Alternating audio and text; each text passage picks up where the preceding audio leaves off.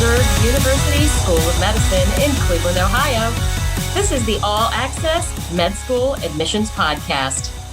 Hello again, everybody. I'm your host, Dr. Lina Mehta, Associate Dean for Admissions. And I'm joined today by Christian Essman, our Senior Director of Admissions and Financial Aid. Hey, that was pretty good. I've heard that before.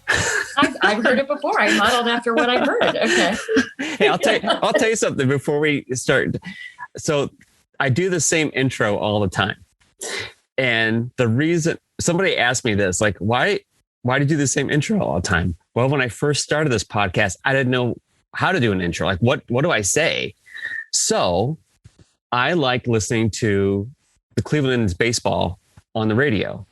And the announcer's named Tom Hamilton. He's famous in radio announcing. He does the same intro every game. So I modeled mine off of his. Like, here, I'll play it for you. It's a YouTube video. From Progressive Field in downtown Cleveland, Ohio, it is game number 4, the home opener. So he does some similar stuff, so I kind of copied that. That's good. That's very good branding, because I don't know why, but I follow a few like video content creator experts on Instagram. Mm-hmm. And if you listen to like Sydney Cummings or Hasfit or any of those, they open the same way. Yes. Every single episode, because it gets you in the mindset. You're right. Sydney Cummings says the same thing every time. Hey, what's up, guys? It's Sydney. Welcome to my 40-minute power hit video. Yep. Yeah. And all of them do the same thing, most of them. And the video content creators say that's actually absolutely what you should do.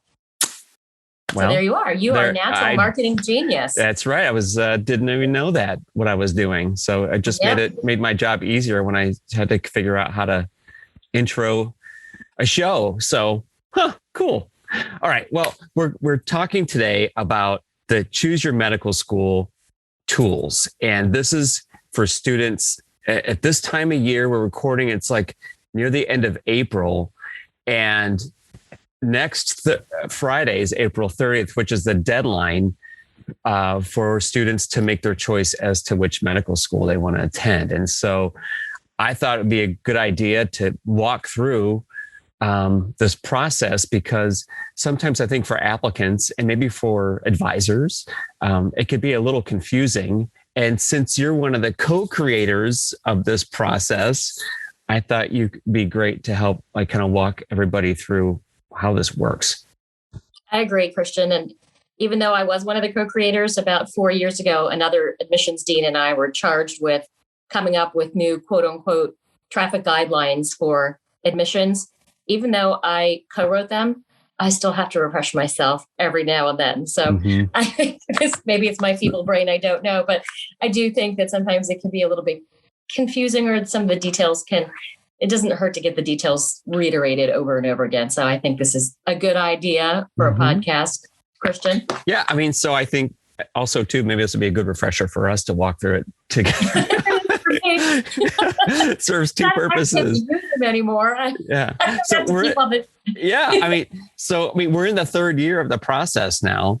Can you just, before we go into the details, just explain why there was a need for a new process? Well, it's just really easy to get stuck in a rut and to do things over and over and over. And I've been doing admissions for a long time, as you know, double digits. I think it's been, oh my goodness, 16 or 17 years. 17, yeah. Oh my gosh. And so the traffic guidelines have been the same forever. And so AAMC and people in the admissions community started to think about what modern admissions looks like. And one thing that we really wanted to do was give more agency to applicants and sort of anonymize the process a little bit, so that schools were really making behaviors based on the applicant and not necessarily on where else they were accepted. So it's really to give applicants agency. Mm-hmm. So this again is called the Choose Your Medical School Tools process, and it's run through AMCAS.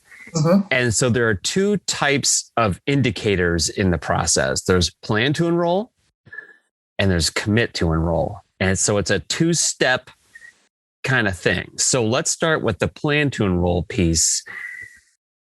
How does that start?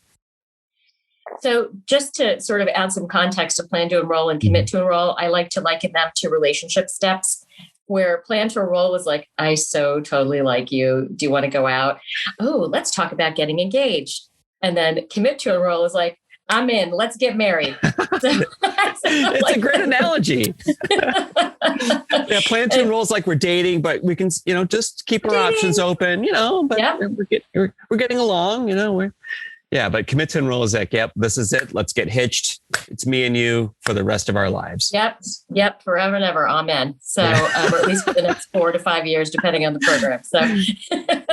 So plan to enroll again is the dating phase. And that first becomes available through the Choose Your Medical Schools tools, which is abbreviated as CYMS. So that's what I'm going to call it now. Mm-hmm. First becomes available around mid-February for both accepted applicants and admissions offices to see. So just to add a little bit of clarity, CYMS updates in real time. So applicants put an action in and admissions officers can monitor it, but everything is aggregated data at that point. We can't see individual applicants. So you could just see 25% of my class has chosen PTE for me, but let me not get ahead of myself. Let me keep going. So, okay, PTE, plan to enroll. That's the other acronym. I'm going to use that now. PTE first becomes available around mid-February for both accepted applicants and admissions offices. And PTE at that point just means, I'm just going to pick one. You can have multiple acceptances. You don't have to pick PTE by mid-February. You can pick it if you want to for housekeeping. Some schools may ask you to do that so they get an idea of how their class is forming, but it's completely non-binding. That is like the very acute phase of, what, I'm single. I think I'm going to go date a bunch of people and see what a good fit might be. And, what characteristics am I looking for in a future partner? So that's kind of PTE at that point. So theoretically, if you're an applicant, let's say with 4 acceptances in mid-February or March, you could say today, I'm going to pick school X, and then tomorrow do PTE at school Y, and then say, what? On the next day, I'm going to pick PTE at school Z. It changes the view on our end in the aggregate data, but we can't see that it's attached. We can't see individual names. So, but you don't have to do it at all. You could just let it ride. Correct. You're just like in that big old dating pool. You can do what you want, flip-flop, no commitment, do nothing, do something. And frankly, that's why we don't even use it in our office at that time, because we know that it doesn't really have any scientific value or statistical value per se. So, but then April 15th comes. So April 15th comes, and now PTE starts to assume a little bit more meaty. It becomes more meaty information, where if you're holding more than 3 acceptances, the applicant's holding more than 3 acceptances, they have to narrow it down to 3 schools. So how is that enforced? It's AMCAS, assuming that we're all going to have professionalism in the process and we're all going to abide by the guidelines that are set forward. So AMCAS will send reminder email, reminder email, reminder email, reminder email. And the hope, of course, is that, as I said, everyone's professional enough to do what's asked for them. So by April 15th, applicants need to be holding no more than 3 schools. And again, on our end, it's aggregate data still. We can see that X number of accepted people in our pool are holding 2 acceptances and X number are holding 3 acceptances. We might see some that are holding 4, but we know that on the back end, AMCAS is emailing them, reminding them of like, hey, you're out of compliance right now. Yep, that's exactly how it goes. Okay, so then 2 weeks later, we're coming up on it. April 30th is the universal date for all U.S. allopathic medical schools for you to commit your intention to moving into an exclusive relationship, meaning you can only hold 1 acceptance at that time. So April 30th is the universal date for applicants to hold only 1 acceptance at 1 school. But even though you've agreed to move into a committed relationship, you can still remain on wait lists at other schools until the next step that we're going to talk about, commit to enroll. So you've said, I really like you. I think that you're the one, but I'm not ready to go, make it final yet. I'm still going to maybe keep one little eye open to what's going on in the background and to see if something better comes along or different or of a higher choice for me comes along. So you got to be planned to enroll on April 30th with 1 school. 1 date, all U.S. allopathic medical schools, period. Stop there, April 30th. Yep. Then, now this is where it gets... Oh, and so, yeah. Confusing. And so I wanted to also mention too, that on the accepted students, and they do this, they have a dashboard in their AMCAS account for Choose Your Medical Schools. And so they'll see the names of the medical schools to which they're accepted, and there's radio buttons. And so that's where they make this indicator. It's nothing that you have to email to AMCAS or email to the medical school. You make an indication through a radio button in the AMCAS But dashboard. Some medical schools may still have internal bookkeeping processes. So even though nationally every applicant makes that decision in the CYMS dashboard, individual medical schools may still ask you to confirm that decision in a different way. So this is where being mindful of school-specific requirements starts to become incredibly important. So then on April 30th, that's where things change on the admissions end, where the data goes from aggregate to individual. So now we see our entire list of all of our accepted students, and we see if they're PTE at our school, and it's like a green like yes dot, or PTE at another school, and it says no, like for our school. So it doesn't say which program they're PTE at. We just know they chose PTE someplace else. We just know that they've selected not to date us. That's right. So at that point, we know that they probably don't want to come. And so we will reach out to applicants if they've not already withdrawn by now. And we do send communications to the cycle saying, look, if you don't want to come, we get it. We love you anyway, but just let us know so we can start to move on to form our class. So at that point, if we see applicants with PTE elsewhere, we will notify again to please withdraw from our program. And once they do that, once they email us and say, I'm withdrawing from your medical school, then we do changes on our end to notify AMCAS that they've declined. Then they disappear from our Choose Your Medical School individualized data. We don't see that name of that withdrawn person anymore. Correct. And so to reiterate, though, when you're in plan to enroll, you can stay on wait lists. Correct. You can stay on wait lists. So if we see an applicant on our wait list that we think we want to make an acceptance to, we'll look and see, are they holding PTE elsewhere? If they're not holding PTE elsewhere, then we assume that they don't have any other acceptances yet. But if they're holding PTE elsewhere, we don't see the school at which they're holding. We just know they have another acceptance. So it doesn't make a difference in what we're going to do in terms of making that acceptance, but it's just sort of a reference point for us to see. Okay. So now so I think plan to enroll, we've covered that, right? Yeah. And again, it's very uniform. PTE tools are very uniform. Those are set with sort of national deadlines that everybody adheres to. Now we get into commit to enroll. And so this is where it can get a little tricky, right? Why is that? CTE, commit to enroll, is much more of a school-specific date. So there are multiple different dates for CTE because every medical school, U.S. allopathic medical school in the U.S. has a different start date for the most part. So when we wrote the tools, the CYMS tools, we wanted to strike. So let me say what CTE is first. So commit to enroll is you now agree to commit to my school. You remove yourself from all other wait lists. We are now in a very committed relationship. I will use the term marriage for that. We're together forever. Amen. At least for the next 4 or 5 years of whatever your med school journey is. Or, well, forever, because you're always going to be an alumnus of the school. So CTE, you've made your final decision. This is the school to which you're committing. So again, removed from all wait lists, the deal is done. And it gets tricky again, because as I said, schools have different start dates. And what does this have to do with start dates? Well, it has to do with the history of how we wrote the tool. So we wanted to give agency to applicants so that they would have enough time to be competitive on wait lists. So we weren't removing their options. We didn't want to have to make them commit too early. But on the other hand, we wanted to make sure that med school classes could be set so that schools could do their final registrations, get orientation going, doing whatever else they needed to do that's student specific. So we came up with 21 days prior to start of school as a recommended guideline. 3 weeks, 21 days prior should give applicants enough time to make their final decision, because let's face it, if you're moving from med school, anything less than 3 weeks might be difficult. Mhm. So applicants may want to know where they're committed to. And then 3 weeks is time for schools to get that orientation rolling, get students registered, get whatever matching processes they need to do. So 21 is sort of a guideline-ish, a couple days on either end, fine.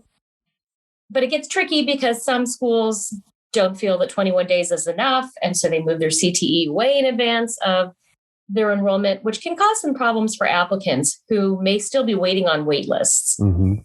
And we could talk about that more in a little bit of detail. But that's why CTE gets more confusing because of, again, the different start dates and the little different interpretation that schools may put on that waiting period. Mhm. And so we see those actions when an accepted applicant chooses CTE in their AMCAS dashboard. We see that in almost real time. We do. All of the OIS tools update in almost real time. I think there's like a 3-second delay or something like that. Mhm. So we have requirements about CTE, as does every other U.S. allopathic med school in the U.S. Our CTE date is our CTE date. And if an applicant is not selected by CTE by our deadline, we get in touch with the applicant and say, hey, what's the deal? Mhm. And if the applicant says, I don't know, I just can't commit, then we may ask that applicant to remove themselves from consideration. If an applicant's waiting on a financial aid package or there's some extenuating circumstance, we'll work with that applicant as much as we can to be flexible. But we got to get rolling because school's starting very, very soon. Mhm. So schools can rescind an applicant's acceptance if they don't adhere to the CTE requirements for that particular school. So that's where it gets confusing for applicants who are particularly those who might be sitting on multiple wait lists. Mhm. So I would always recommend drawing that out or making a spreadsheet or something for applicants if they're holding more than one wait list to make sure that they're in compliance with everything. So on our end, then we'll see an accepted applicant who might be planned to enroll at our school, and they haven't hit the CTE button yet. And all of a sudden they flip to CTE someplace else. They're no longer planned to enroll with us. They've showed up. It's like a red dot. It says, nope, they're no longer PT at your school. They're CTE someplace else. That's when we go, okay. And we might have heard from the applicant. They might email us and say, hey, I just got an acceptance offer from another medical school. I'm committing there and I'm heading out. So yes, that can happen too. It can. And we actually do ask, as part of our CTE procedures, we ask applicants to notify us when they get an acceptance from another medical school so that we can plan. Mhm. The thing for the CTE and for all of these tools, it's all about applicant to school communication. We just ask applicants to communicate with us, let us know what they're thinking. We will communicate with you, let you know what we're thinking. But we do, and many schools ask this as well, to be notified if you get another acceptance, just so they can Mhm. plan, so we can plan. Mhm. And we can start to think who we might be taking off our wait list if we haven't already had a Mhm. rank list or something like that. So it's Yeah. all about communication. Again, professionalism Mhm. and staying in touch. Mm-hmm. And the applicant doesn't have to tell us what medical school they got Correct. into. They don't We just don't need to know name that. them. It is helpful to us though to know that how long they've given you to make a Yes. decision. So Yeah, they might we say, ask that to be I indicated. just got a new acceptance and this new school is giving me 10 days or 14 days to make a decision because they're going to try to take some time to get me a financial aid package, which we understand. So, Mhm. but that gives us time to go, okay, what are we going to do if the student If so-and-so leaves? leaves. Yep. That gives us time to look at our wait list to see who we might want to be ready to bring in. Yeah. So it's all about the communication.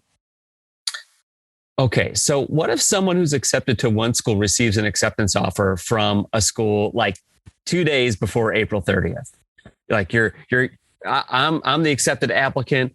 I'm 2 days away from April 30th. I'm ready to hit PTE at my school. And all of a sudden out of nowhere, I've been on a wait list someplace and I get a phone call and they say, hey, we've had our eyes on you for a while. We're giving you an offer. Does that put me in a bind for that April 30th PTE date? Technically, it puts you in a bind, but in real practice, hopefully it doesn't. Because if you get it 2 days before, likelihood is you don't have your financial aid packet yet. Got to talk to your friends and family. You have to figure out what you want to do. So you should contact the school to whom you've been accepted. All right, to whom you are already holding the acceptance. So school A, you've been accepted there. You were ready to hit PTE because that's the only acceptance you had. You should contact school A and say, hey, I just got an acceptance from school B. I'm waiting for my financial aid package. They don't need it decision from me for X number of days. Can I get a decision deadline? Can I get a decision, extension? Yeah. Can I get a decision extension? Can you give me some latitude to go past your requirement April 30th? Hopefully, school A will, because professionalism goes on both sides. Applicants are expected to behave professionally and thoughtfully, and so medical schools should do the same thing. So what if that school A won't budge? Now, unfortunately, applicant is a little bit in a bind. They're going to have to make that decision, maybe potentially without full facts at hand. But I have to believe, and I do believe, and I know this actually firsthand because I'm the chair of the Committee on Admissions and I see what happens. Most schools will be flexible with you, most schools. But if they're not, I'm sorry to say the applicant may find themselves in a bind, and that doesn't sit well with me. I have to say again, professionalism, agency, and kindness. But that's really at the end of it all, that's the situation could transpire. Mm-hmm. But I think most school, like you said, we work with all kinds of other admissions offices, and we all communicate. We don't communicate with each other about this, but we talk about similar situations, and we I think we're all reasonable. Yeah, I think so. And my mantra for all of this is be the professionalism you expect to see in your students. So, I don't know if that makes sense, but that's what I say. So I think we want our students all our applicants to make informed decisions. And go to the school they want to go to.